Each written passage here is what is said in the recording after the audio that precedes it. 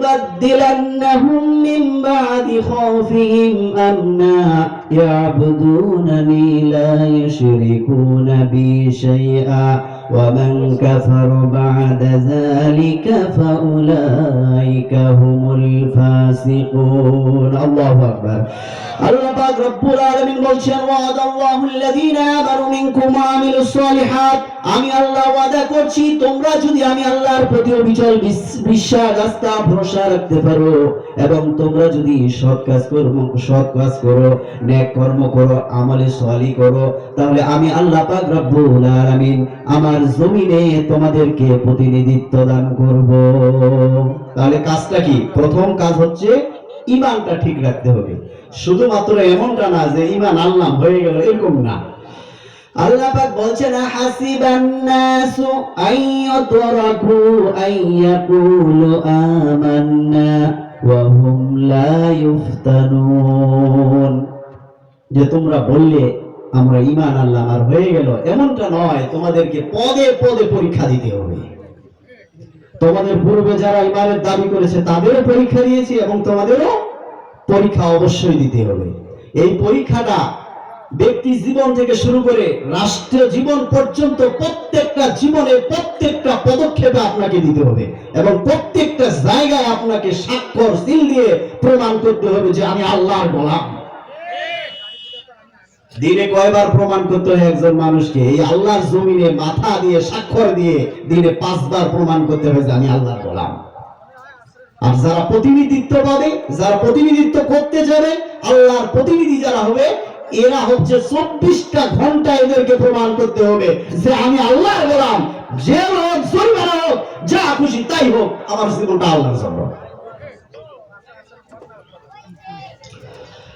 আল্লাহ পাক রব্বুল আলামিন বলছেন সর্বপ্রথম কাজ হচ্ছে এরা ঈমানদার হতে হবে, আমি আল্লাহর প্রতি ভরসা থাকতে হবে এবং আমি যে কল্যাণের ওয়াদা করেছি, আমি যে কল্যাণ দেব, এই কল্যাণের প্রতি তাদের আস্থা ভরসা থাকবে। ওয়াদাল্লাহু আল্লাযীনা আমানু মিনকুম ওয়া আমিলুস সালিহাতি লা ইস্তাখলিফান্নাহুম ফিল আরদি কামা ইস্তাখলাফাল্লাযীনা মিন ক্বাবলিহিম ওয়া লা ইউমাক্কিনান্না লাহুম দীনাহুম আল্লাযী ইরতাদা লাহুম ওয়া লা ইউবাদদিলান্নাহুম মিন বা'দি খাওফিহিম আমনা। আল্লাহ পাক রব্বুল আলামিন বলছেন তোমাদের পূর্বে যাদেরকে আমি প্রতিনিধিত্ব দান করেছি, তোমাদের পূর্বে অসংখ্য মানুষকে আমি প্রতিনিধিত্ব দান করেছি এবং তোমরা শোনো, তোমরা যদি আমার প্রতিনিধি হতে পারো, তোমরা যদি দুনিয়ায় ঈমান নিয়ে সৎ কাজের সাথে চলতে পারো, আমি তোমাদেরকে আমার রাজত্ব দান করব। দুনিয়ার যে রাজত্ব আছে এই রাজত্ব তোমাদেরকে দান করব। ওয়ালাই মাক্কিনান্না লাহুম দীনাহুম আল্লাযী ইরতাদা, তোমাদের জন্য যে জীবন বিধান, যে দিনকে আমি পছন্দ করেছি, এটা আমি পরিপূর্ণ করে দিব। সুবহানাল্লাহ। ওয়ালাই মাক্কিনান্না লাহুম দীনাহুম আল্লাযী ইরতাদা লাহুম ওয়া লা ইউবাদদিলান্নাহুম মিন বা'দি খাওফিহিম আমনা, এবং তোমাদের মধ্যে যে ভয় আছে এই ভয়গুলো আমি পরিবর্তন করে দিব শান্তি, নিরাপত্তা, শৃঙ্খলার মধ্য দিয়ে। সুবহানাল্লাহ। আমরা অনেকে মনে করি, আবার অনেকে সাধু মানুষ সেজে বলি যে ইসলাম যদি রাষ্ট্রীয় ক্ষমতায় আসে, মুসলমানেরা যদি ক্ষমতা লাভ করে, তাহলে এই দেশটা সেকেলে হয়ে যাবে, দেশের অর্থনৈতিক অবস্থা ভেঙে পড়বে। আসলে এটা হচ্ছে কাফের, মুশরিক, বদমাশ, বাটপারদের কথা। আল্লাহ পাক বলছেন এরকম ভয়, তোমাদের অর্থনৈতিক ভয়, তোমাদের সামাজিক অধিকারের ভয়, তোমাদের ব্যক্তি অধিকারের ভয়, তোমাদের রাজনৈতিক অধিকারের ভয়, এটা কোনো কিছুই থাকবে না। প্রত্যেকটাই আমি আল্লাহ পাক রব্বুল আলামিন শান্তিতে পরিণত করে দিয়ে দেব। সুবহানাল্লাহ।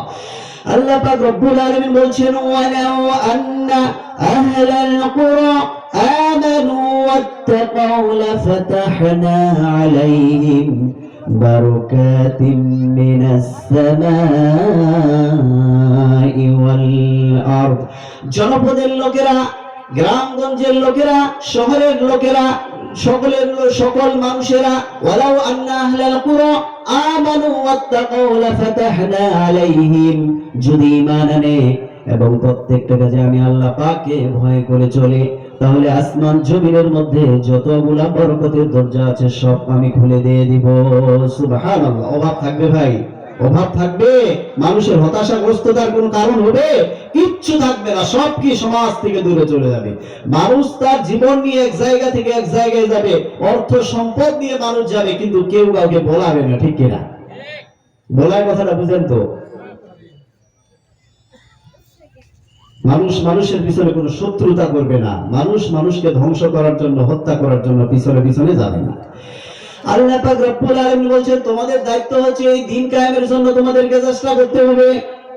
তোমাদেরকে প্রতিনিধি হিসেবে পৃথিবীতে পাঠিয়েছি, এই কায়েমটা তোমাদেরকেই করতে হবে। তোমাদের নবীদেরকে দায়িত্ব দেওয়া হয়েছে। আল্লাহ পাক রব্বুল আলামিন বলছেন শারআ লাকুম মিনাদ-দীনি মা ওয়াসসা বিহি নূহা ওয়াল্লাযী আওহাইনা ইলাইকা ওয়া মা ওয়াসাইনা বিহি ইব্রাহিম ওয়া মূসা ওয়া ঈসা আন আকিমুদ-দীনা ওয়া লা তাতাফাররাকু ফীহি। আল্লাহ পাক রব্বুল আলামিন বলেন শারআ লাকুম মিনাদ-দীন, তোমাদের জন্য বিধি বিধান যা আছে সব আমি নির্ধারণ করে দিয়েছি। কে বলছেন এটা? তাহলে ব্যক্তি জীবনের যে নিয়মগুলো আছে এটা কার নিয়মে চলবে? আল্লাহর নিয়মে চলবে। ঠিক যেমন করে মসজিদে ঢুকে আপনি নামাজ পড়েন, পশ্চিম দিকে সিজদা করেন, রুকু করেন এবং মাটিতে সিজদা করেন, পশ্চিম দিকে দাঁড়ায় নামাজ পড়েন, এই নিয়মটা কার?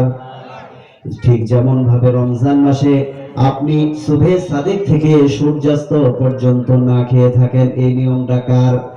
যেমন করে আপনি রোজার ক্ষেত্রে আল্লাহর নিয়ম মানেন, নামাজ পড়ার ক্ষেত্রে আপনি আল্লাহর নিয়ম মানেন, ঠিক তেমন ভাবে পারিবারিক জীবনে পরিবারটা ওই আল্লাহর নিয়মে সুন্দর করে সাজাতে হবে। সমাজ জীবনে যে নেতৃত্বে থাকেন না কেন, সমাজ জীবনে যে ক্ষমতার আসনে থাকেন না কেন, সমাজ জীবনটাই ওই আল্লাহর নিয়মে আপনাকে সাজাতে হবে।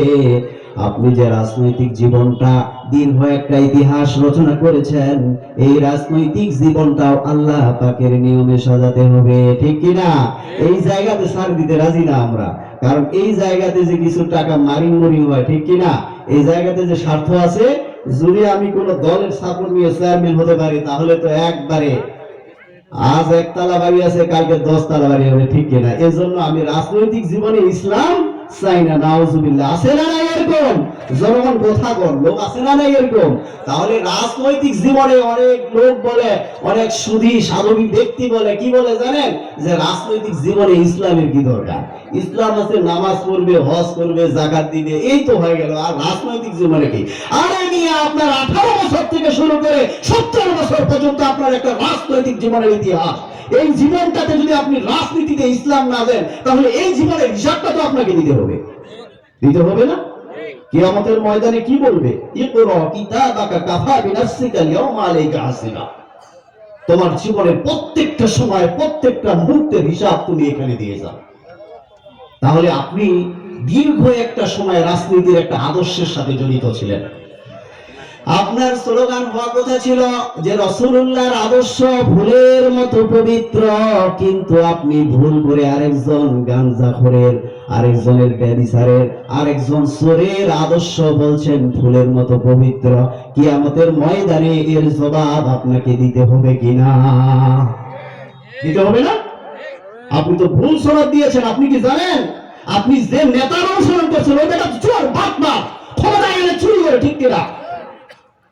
যেখানে লোন হয়েছে 93 বিলিয়ন, চুরি হয়েছে 96 বিলিয়ন। তাহলে জীবনে প্রত্যেকটা ক্ষেত্রে কার আদর্শ মানতে হবে? বিশেষ করে স্পেশালি যেটা করতে হবে সেটা রাজনৈতিক জীবনে রাসূলুল্লাহর আদর্শ ছাড়া বাঁচার কোনো পথ নেই। আর বাংলাদেশে নাস্তিক দিয়ে ভরে গেছে। সরকার পালিয়েছে তো কি হয়েছে? ওই নাস্তিকরা এখনো আছে না নাই ভাই? আছে না নাই? এই নাস্তিকদেরকে মাথা চারা দিয়ে উপরে উঠতে দেওয়া যাবে না। রাজি আছি তো? আল্লাহর দ্বীনের কালিমার পতাকা উঁচু করার জন্য যদি শরীরের সম্পূর্ণ রক্ত জমিনে ঢেলে দিতে হয়, রাজি আছি তো? ইনশাআল্লাহ সামনে সময় আসবে আল্লাহর দ্বীনকে উঁচু করে রাখার জন্য, আল্লাহর দ্বীনকে প্রতিষ্ঠা করার জন্য আমরা প্রমাণ করে দিয়ে দিব ইনশাআল্লাহ। আল্লাহ পাক আমাদেরকে কবুল করুন।